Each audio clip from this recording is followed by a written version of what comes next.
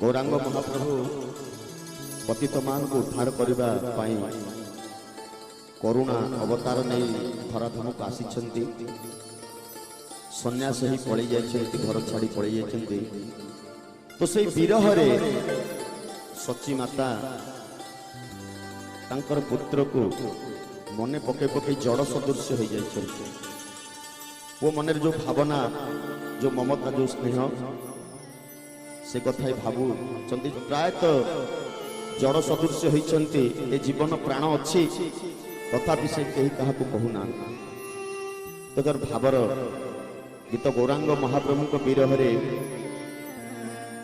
कहते हे निमाई केते दिए देवता बुझी मु ते पाई